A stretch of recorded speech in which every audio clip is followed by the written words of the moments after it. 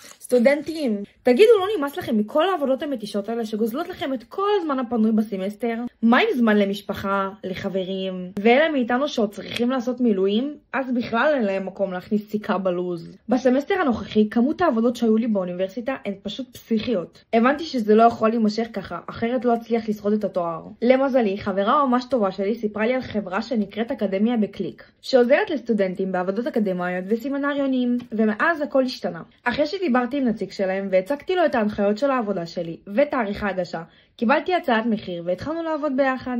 הדגשתי שחשובה לי המקוריות של העבודה ושיהיה שיתוף פעולה בדיוק לפי ההנחיות. לאחר 6 ימים כבר קיבלתי את העבודה בדיוק לפי ההנחיות, וכמובן שגם הציון היה מדהים. הם עוזרים לכל סוגי התארים והפקולטות. בין אם אתה או הסטודנטים לתואר ראשון או שני, במדעי החברה והרוח, משפטים, כלכלה וכל תואר אחר, כל מה שאתם צריכים לעשות כדי להיפטר מהעבודות המעיקות עליכם זה ללחוץ כאן למטה, להשאיר פרטים, ומישהו מהאקדמיה בקליק כבר ידאג לעזור לכם.